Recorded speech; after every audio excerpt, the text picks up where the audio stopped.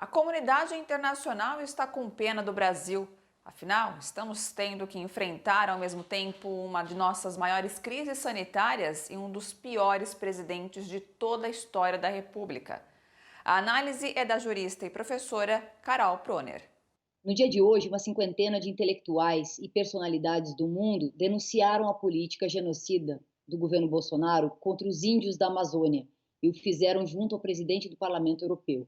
E essa é só mais uma notícia desmoralizante para o país, que já é o terceiro mais citado no mundo quanto aos efeitos perversos na gestão do Covid-19. Bolsonaro é o terceiro líder mais criticado na mídia internacional, ficando atrás apenas do Trump e do Boris Johnson do Reino Unido. Lembremos que os relatores da ONU denunciaram recentemente o governo brasileiro diante do que chamaram políticas irresponsáveis durante a pandemia do Covid-19.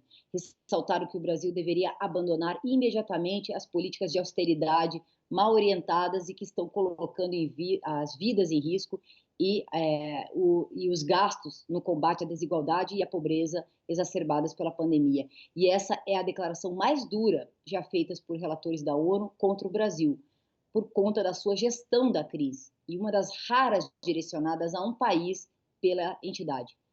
De dentro para fora, também as denúncias contra Jair Bolsonaro são inúmeras. E eu lembro aqui que a Comissão de Direitos Humanos da Câmara dos Deputados denunciou Jair Bolsonaro no Alto Comissionado das Nações Unidas por organizar um projeto autoritário em curso e pelo risco de implementar um governo ditatorial no Brasil.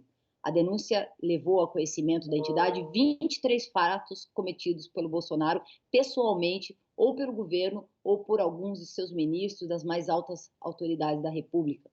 Eu lembro também que os ex-ministros da Saúde denunciaram Jair Bolsonaro ao Alto Comissionado de Direitos Humanos por potencial genocídio em pandemia. E a ABJD, que é a entidade que eu represento também, acionou o Tribunal Penal Internacional invocando os crimes de lesa humanidade pelo comportamento do Bolsonaro ao intensificar o crime de epidemia combinado com a condição de pandemia, numa analogia com as consequências de graves conflitos armados internacionais. Há quem olhe para nós, para o Brasil, com grande pesar, com comiseração, ao perceber que a nossa terrível situação é uma coincidência trágica de acumular o vírus e o pior mandatário, aquele dos nossos piores pesadelos.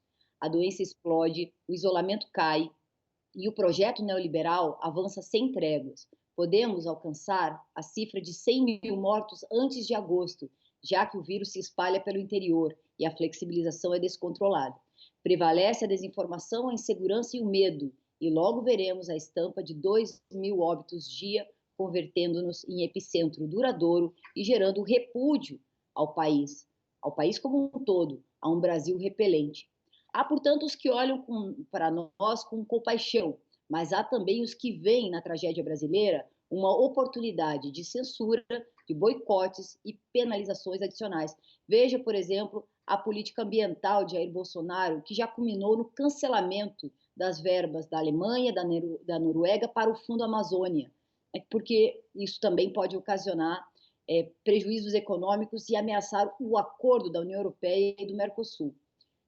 Nesse mesmo sentido, nós temos o relatório da OCDE, que foi vazado parcialmente e que é bastante desfavorável para o Brasil nas questões ambientais, na questão indígena e na questão do combate à desigualdade e à fome. Eu creio que para a maioria de nós, estatisticamente, aí estamos falando em 70%, já temos a sensação que o colapso está próximo. E não podemos deixar que o mundo, os outros povos, os outros governos, as entidades e as personalidades do mundo inteiro entendam a razão do apoio a Bolsonaro. Não tem como explicar exatamente por que ainda 25% ou 30% das pessoas apoiam um projeto de destruição total do país.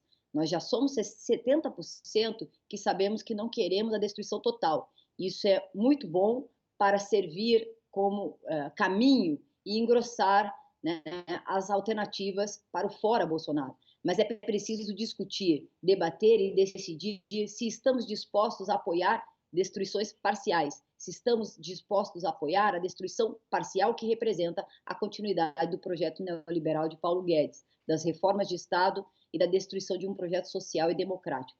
Precisamos politizar o debate para decidir que projeto de país nós estamos dispostos a empreender, o quão juntos estaremos na hora de decidir pelos empregos, pelo combate à pobreza, pela defesa de um Brasil menos desigual.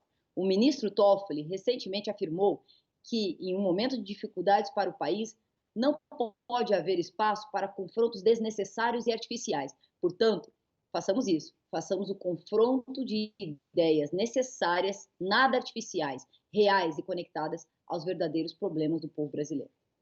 Gente, bora fortalecer a TVT? É só clicar em inscrever-se e depois clicar no sininho. Pronto! Assim que pintar notícia nova, você fica sabendo no ato.